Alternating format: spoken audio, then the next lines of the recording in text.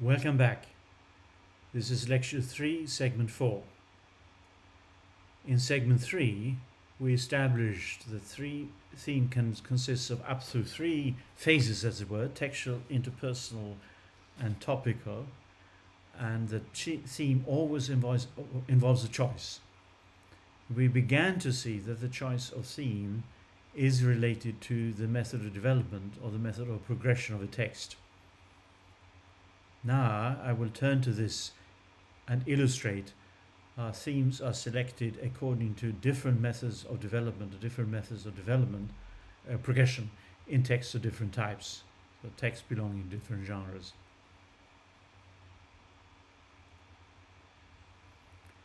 We're still located in the region of the overall grammar in the northwest corner, the textual clause grammar. And the focus on segment 4 will be themes selected according to a method of development or progression of a text. And I will look at two examples, story, and then move on to taxonomic report. But let me first illustrate the general principle. The general principle, the theme is selected according to the method of development of a text, the way the text progresses. If we focus for now on the choice of topical theme, so you remember topical theme has to be there. So you always have a choice saying which element in the clause as a figure or as a configuration of a process, participants and attendant circumstances will be given the status of topical theme. And I mentioned that the topical theme may be marked or unmarked. I'll come back to this question, but for now let me illustrate the motivation behind the choice.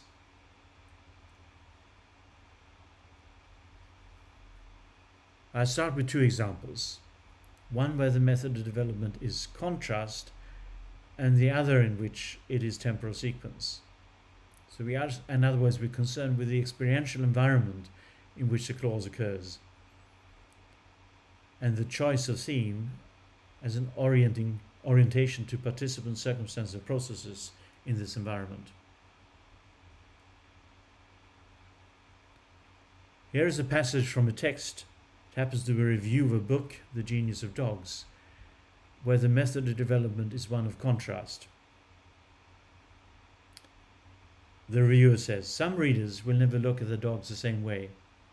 Others will look at the dogs and say, 'I knew it,' with the assurance the dogs understand exactly what they meant." The themes are some readers, others. What you can read off from these themes is a contrast, some readers, others.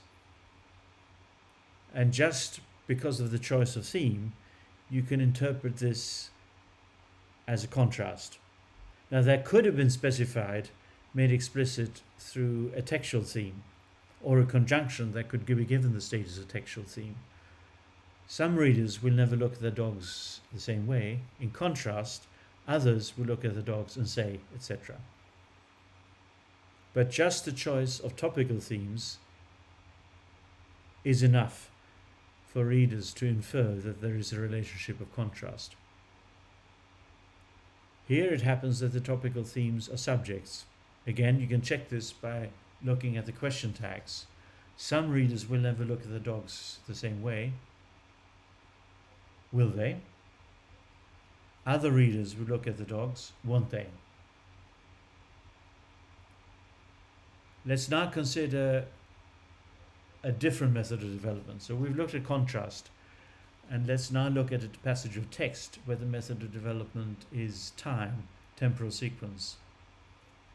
This comes from a history of Australia, and I'll just focus on this passage.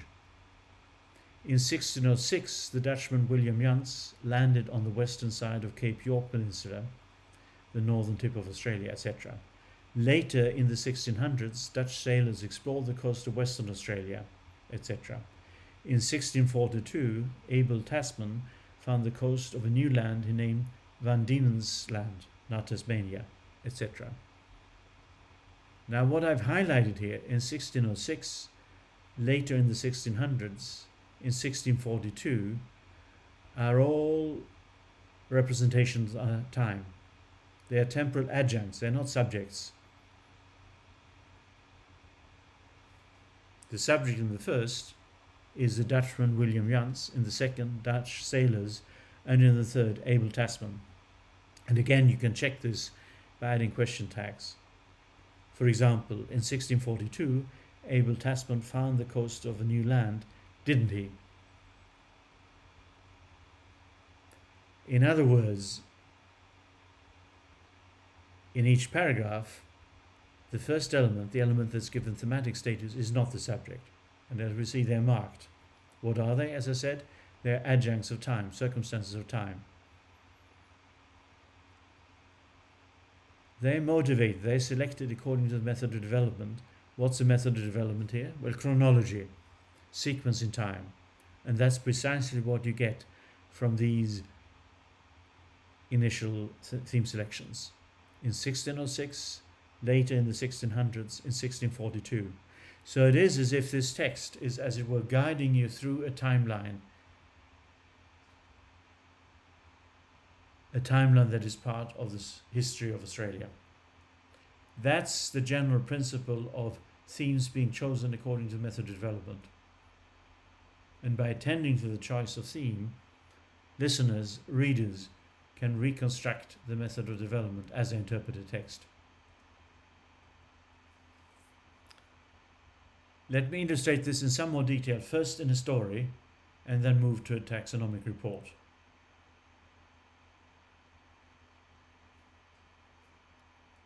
Let's begin with a story. So looking at clauses, messages in text, beginning of a traditional folktale. And I'll return to one that we had an example from before. This is a retelling of a Puerto Rican folk tale in English, traditional one, called The Legend of the Hummingbird. It's a retelling for children, so your typical picture book. Just a sec. Okay, I found this. There was Siri interfering. The beginning of this folktale is, from the point of view of storytelling, a placement. It's a macro theme for the whole text. And that's the way it is represented in this picture book. High in the mountains lived the daughter of a chief. Her name was Alida, and her tribe was called the Taínos. That's the placement, verbally in English, and pictorially, as you see the representation of Alida to the left in this spread. You get a sense of high in the mountains. Well, I'm not sure it's that high, but at least that's what the text says. So it introduces location high in the mountains, the protagonist, Alida, and her relationship to her group, her tribe. And that she was the daughter of a chief. Let's look at a bit more of the text. High in the mountains lived the daughter of a chief. Her name was Alida. Her tribe was called the Taínos. Alida's favorite place was a sparkling water pool that tumbled into a small waterfall. All around the pool were rocks and tall trees. The trees kept Alida's special place hidden. One day, while Alida was at the hidden pool, she was surprised by a visitor, a boy about her own age. The boy joined Alida on the rocks. You may already recognize the shift from placement to the first event in the sequence of episodes. One day. So the first couple of paragraphs realize the placement. Location, protagonist, something about the protagonist, the hidden pool, the special place. But then one day, that now introduces a particular time, one day, and the first event that will propel the story forward. In other words, this is the macro theme. This is the macro theme of the text, and it realizes in the structure of the narrative the placement. The placement is, as is typical of traditional narratives, followed by the initiating event, the first event in the episodic sequence that makes up the bulk of the narrative. One day. We can read this in terms of the micro themes, as it were, the themes of each clause in its function as a message. High in the mountains there lived the daughter of a chief. Theme, high in the mountains. Within the ream, we find that the main character is introduced, the daughter of a chief. Her name was Alida, linking back to daughter of a chief, her name, and then new information within the ream, Alida. Her tribe, that's the theme, and within the ream, the Tainos. Alida's favorite place, and within the ream, the sparkling waterfall that tumbled into a small pool. Pool has been introduced, is picked up in the next theme.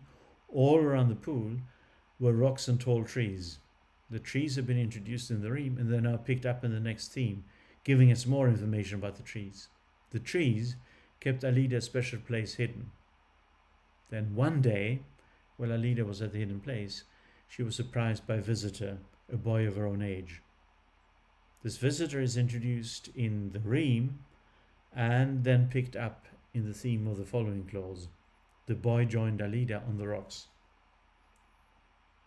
So this is a good illustration of step-by-step, message-by-message, clause-by-clause development of the text. Now let me try to diagram that for you so you get a sense of the movement from theme to ream, from theme to what's presented within the theme or against the background of the theme, and then how that may be picked up in the next theme. High in the mountains lived the daughter of a chief. So introduced here is the daughter of a chief. Then this becomes a candidate that may be selected as a theme in the next clause, and indeed it is. Specifically, the daughter of a chief, referred to now by a possessive determiner, her name. So you remember our discussion a couple of weeks ago of possessives as determiner, her name, his name, my name, your name, as opposed to demonstrative, the name, this name, that name. So it's treating the name as specific, as identifiable by reference to the possessor, her name. Her name was Alida. And then something else about her, and her tribe was called the Tainos. So after the ream, the daughter of a chief, there are then two developments indicated by the choice of theme, her name, her tribe, providing more information about the daughter of the chief.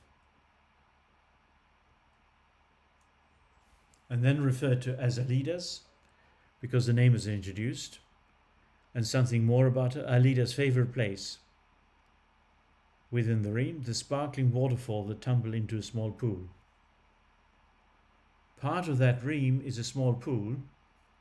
All of the ream now is a candidate to be picked up, but a small pool is what is picked up. A small pool, and then that becomes part of the theme of the following clause.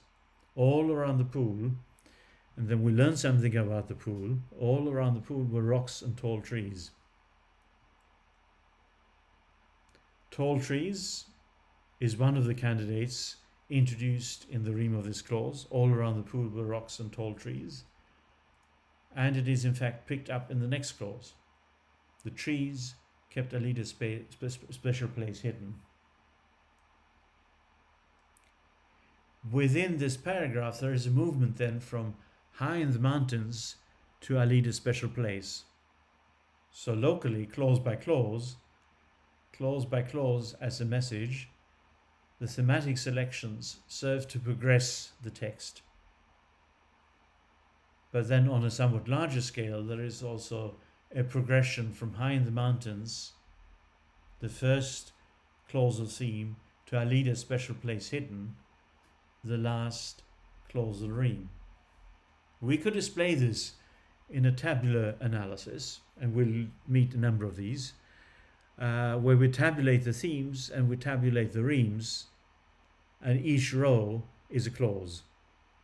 So the themes here are high in the mountains, her name, her tribe, Alida's favorite place, all around the pool, the trees, one day, and then in these double angle brackets I've indicated an included clause. It's not part of the theme, but it's related to the theme. One day, while Alida was at the pool. And then the reams, lived the daughter of a chief, was Alida, was called the Tainos, and so on. We can also display them clause by clause, so analyze each clause individually, and do this together with the other functional strands, the other strands of meaning. So the first strand here is the textual thematic strand. Alida's favorite place was a sparkling waterfall that tumbled into a small pool. Theme, Alida's favorite place. The remainder, ream, was a sparkling waterfall, etc. That's indicated in yellow, and then in reddish color, the analysis of the clause as a move, the interpersonal analysis. Alida's favorite place wasn't it? That's subject and finite mood element.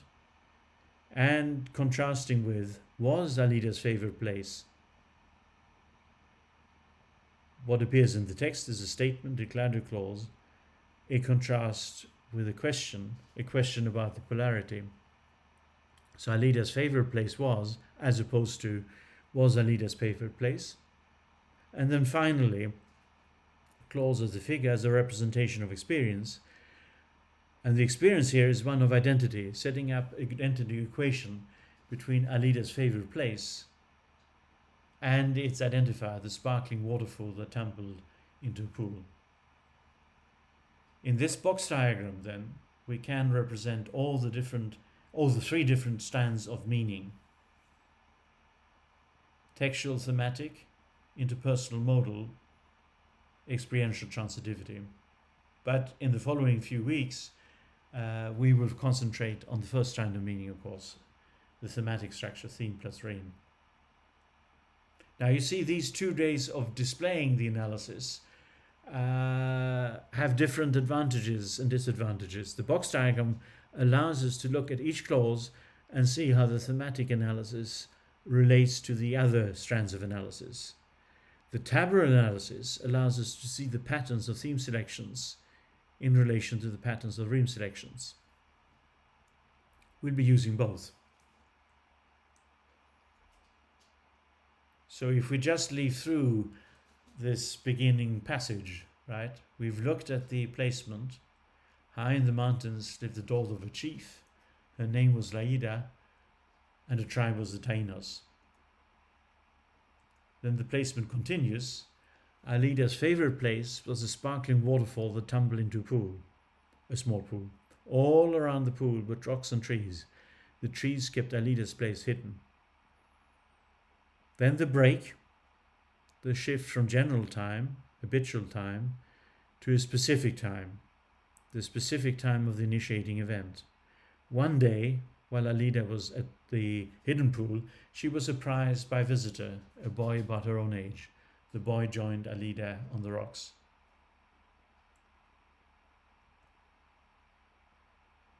As we've seen then, the break, introducing the initiating event with this theme, one day.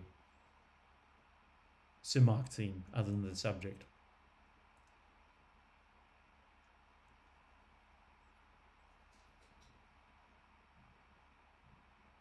And then the story continues, the episodes continue. My name is Taro, the boy said. I come to this place too. I like to sit by the pool and pick fruit from the trees. Alida and Taro dipped their bare feet in the cool water, and they talked and talked. Taro knew they were from different tribes, and after a while he told Alida he was a Carib. Alida was suddenly filled with fear. But the Caribs are an enemy of the tribe of the Tainos, she exclaimed. Taro tried to comfort her. Yes, it's true, he said softly, but I wish you no harm. I want only peace and friendship. Taro's words were sincere, so Alida trusted him. We'll leave them at this point. If you want the full story, I can give it to you. It's like a number of traditional folk tales, it has sadness in it. You can recognize a motif that goes through a number of folk tales. One example of it would, of course, be Shakespeare's very well-known play, Romeo and Juliet. Incidentally, this is, of course, a multimodal text. So the folktale is represented both verbally, in this case rendered in English, and pictorially. And notice on the left-hand side it says, Alida was suddenly filled with fear, but the Caribs are an enemy tribe of the Taínos, she exclaimed. And notice the expression of fear on the face. As we'll see, have reason to see when we come to the interpersonal in particular, the face is significant in expressing interpersonal meanings. That was the reason for her expression. But you could imagine she had seen something frightening, like this. But this is intertextuality.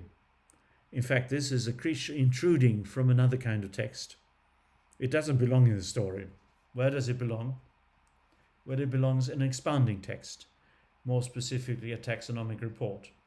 I'm still staying with text, picture books, texts that are produced for young children, maybe preschool, maybe children just learning to read and write. What are taxonomic reports concerned with? They're expanding knowledge about general phenomena. So building up knowledge. Let's stay with this creature. Lovely, isn't it? You might wonder what kind of creature it is. Well, you learn it's a Teratosaurus. Again, a picture book. Interestingly, the pictures are very different in one sense from the pictures in the narrative. You'll note that Teratosaurus is labeled here, and it is in fact not a particular Teratosaurus, not one that Alida might have met, but it's a specimen of a class of phenomena. Now let's look at the text. It's a fairly short text. Teratosaurus, with a non-IPA representational pronunciation, Teratosaurus. So Teratosaurus was one of the Earth's early meat-eating dinosaurs. Its head was much bigger than the head of Plateosaurus. Teratosaurus had the strong jaws and sharp teeth of a hunter. Its hind legs were long and powerful, so Teratosaurus must have stood on two legs. What about the thematic choices? Well, the first is Teratosaurus. The orientation in the first clause is, in a sense, also then an orientation of the text as a whole. What's the topic? Well, the topic is Teratosaurus. What was Teratosaurus? Well, it was one of the early meat-eating dinosaurs. Teratosaurus. The next theme is also a topical theme. Its head. Its head was much bigger than the head of a Plateosaurus. Next theme, we return to the whole creature. Teratosaurus had the strong jaws and sharp teeth of a hunter. The following theme is again a body part, like its head. Its hind legs were long and powerful, so Teratosaurus must have stood, etc. And finally then, so Teratosaurus, there's a textual theme, so, and the topical theme is Teratosaurus, returning to the whole creature. Now, as you can see, the topical themes here are all subjects. How do you know? Well, again, you do the question tag test. Teratosaurus was one of the early meat-eating dinosaurs, wasn't it? Its head was much bigger, blah, blah, wasn't it? Teratosaurus had the strong jaws, hadn't it? Its hind legs were long and powerful, weren't they? Teratosaurus must have stood on two legs, mustn't it?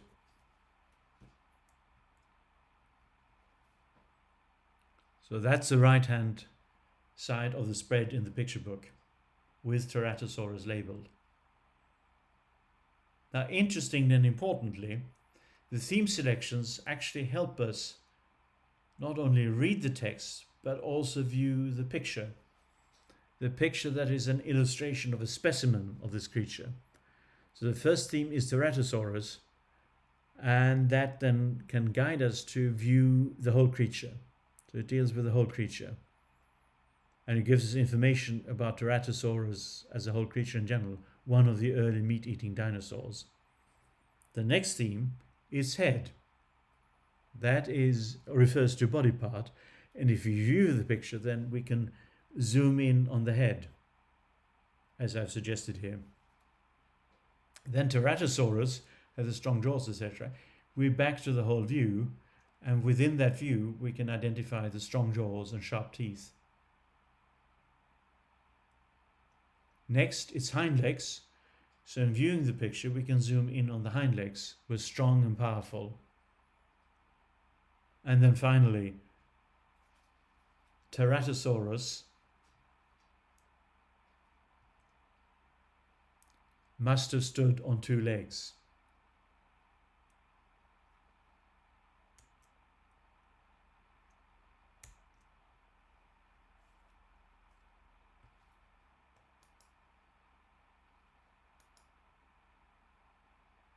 Back to the whole creature, and we can view the whole creature and its posture on two legs. Now note something we'll come back to: this must have stood on. That's an interpersonal choice. And a contrast with Ceratosaurus stood on two legs. But they're not sure.